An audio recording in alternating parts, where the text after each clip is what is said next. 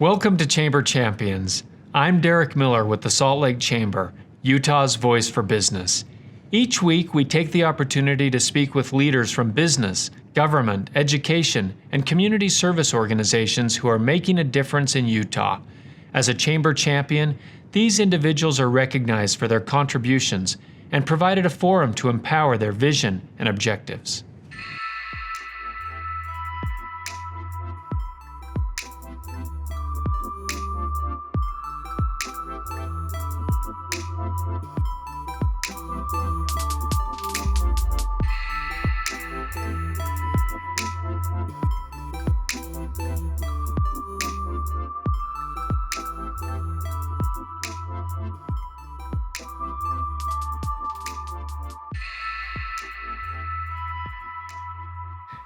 We're joined today with Brandon Fugal, who's the chairman of Colliers International in Utah.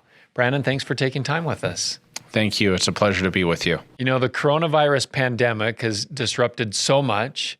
Certainly the real estate industry is on the leading edge of and top of mind for so many people. And so we're grateful that you'd spend time as the head of the largest real estate firm in Utah.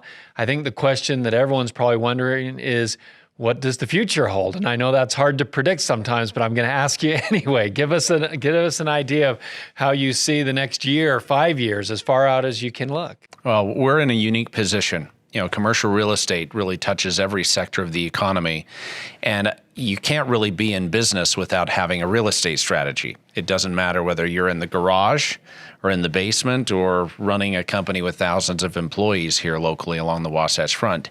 You have to have a real estate strategy in order to succeed.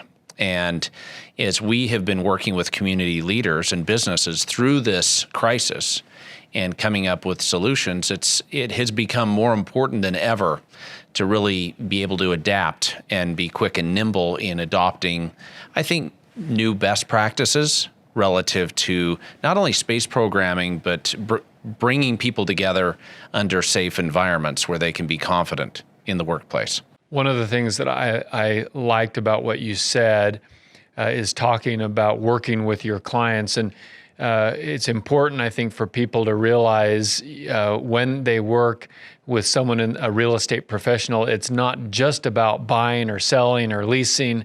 It's about solving problems. Yeah, you're a trusted advisor. It doesn't have to involve a specific transaction. In fact, so much of what we do is really relationship oriented, not really transactional. And we're really helping people develop strategies that ultimately may lead to transactions, but I think more important than ever in this environment, help people adapt their workplace to really, I think, not only address the challenges that we've been facing, but be able to push through them and come out of this stronger than ever before.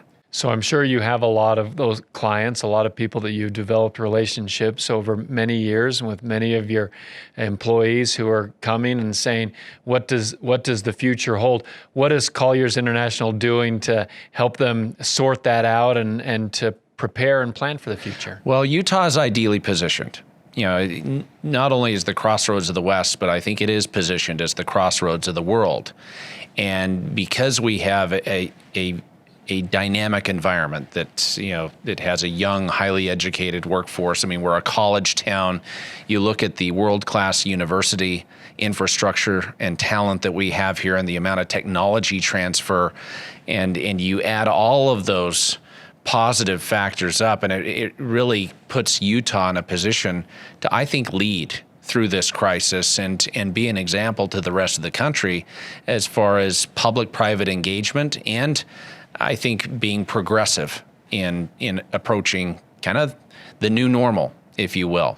I actually project that Utah will prevail coming through this crisis. Utah, has always been somewhat buffered, in times past when we've seen, recessions and economic crisis in the past. Utah has always come through those challenges even stronger than before. And I think that's really a testament to not only our business community and their ability to be quick and nimble and resilient, but also the public-private engagement that we see. I mean, I don't think that we've had a more engaged, Governor's Office of Economic Development and World Trade Center than Utah has demonstrated over the course of the last decade. And I think that will actually help position us for success in the future. Earlier today, I was asked to speak to a group of business leaders and owners in southern Utah. I did that remotely, of course. And they asked me a question. I'm going to turn around and ask you the question I was asked. They said, are there reasons for optimism? And if so, what are they? Hugh, Pat, I think there are a lot of reasons to be optimistic. I mean, you look at how fast we mobilized, in this crisis, how fast that we were able to not only start testing on a wide scale, but how quickly our state and local governments reacted. I mean, you compare, our market to the coastal markets, and we really have been able to stand out and we've been able to respond. And I think that same response, when applied to economic development and really strengthening our core in the months and years to come, will end up positioning Utah to be, I think, a preferred location for companies. I mean, we have such a business-friendly environment, and you couple that with, a ready workforce that is multilingual, that has a work ethic, and frankly has that entrepreneurial spirit that really sets us apart. And I think companies are really going to gravitate toward that. So I think this is really a moment for Utah to shine and to really stand as an example to the rest of the country and really show truly how a local economy can work within these public-private partnerships. And we saw that very thing happen during the last recession, during the Great Recession. This was a time when we were recruiting companies like Goldman Sachs, like Procter & Gamble, like Adobe, like eBay, and so many others who saw Utah as sort of a safe haven, a place that through public-private partnerships we're getting it right. So I agree with you. I think we'll see that happen again. It's such a favorable environment. I mean, you compare Utah to other markets, even our neighboring markets, and not only do we offer cheaper solutions.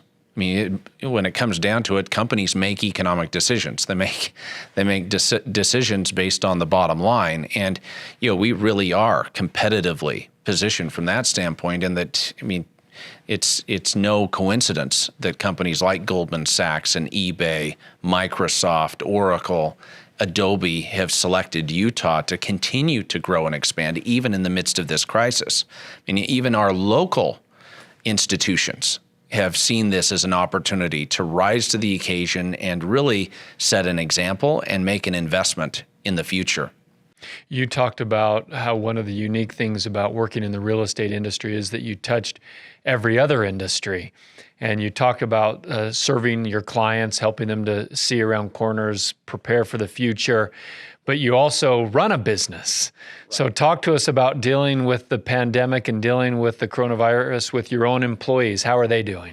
They're doing great. We've been very fortunate. We have 4 offices in Utah, about 250 professionals, and we've been very fortunate in that we've been able to navigate this crisis without incident.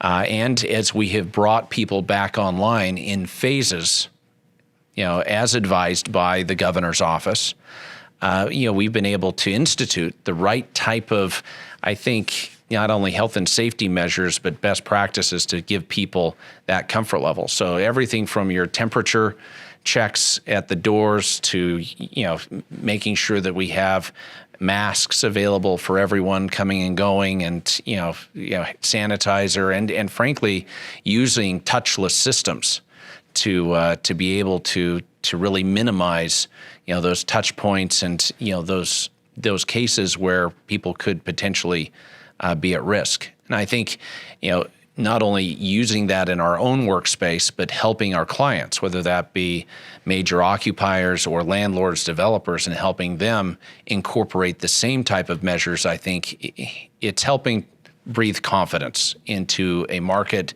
and an economy that is still grappling with the realities of this crisis.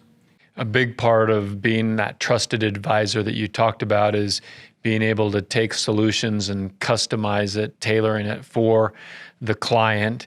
So I'm going to ask you a tough question, recognizing that, not every client is the same, but what are some solutions that people ought to be thinking about? How should they start thinking about those solutions for their real estate strategy? Well, one of the easiest answers is just taking a look at your, reevaluating your configurations, allowing for proper spacing that will still facilitate collaboration in the workplace, but also, being able to work with configurations that people will feel safe in, but at the same time productive in. I think, the one thing that has grown, I think, more obvious than ever over the course of the last few weeks and months is the importance of our workspaces. Those casual collisions that we rely on for innovation, for collaboration in the workplace. You can't have those on a Zoom call. It's challenging to be able to do that in this environment, and I think it's more important than ever that we help people come back to the office and be able to reconfigure their spaces in order to really meet the needs of these new requirements. I noticed that within just the first 2 or 3 weeks of when people were working remotely, working from home, and it suddenly dawned on me that every conversation had to be a scheduled, formal conversation by phone or through the computer or some other way, because those casual conversations in the hallway through the office door weren't happening anymore. So it's an excellent point. Yeah, I think that's critical to success in the future. Having an office environment where those kind of interactions can be fostered and can really succeed. I think it's very difficult to maintain a unique corporate culture from a remote working standpoint. You couple with that the ability to maintain some degree of accountability as well, and how important that is, and how much that drives, at the end of the day, productivity and revenue. I think it's more important than ever that we focus on, I think, more progressive practices in our workplace. Brandon Fugal, the chairman of Colliers International in Utah, thanks for taking this time with us. Thank you for having me. Thank you for joining us on Chamber Champions, where we recognize and provide a platform to those who are contributing to Utah and our unrivaled quality of life. Chamber Champions is a production of the Salt Lake Chamber, Utah's voice for business.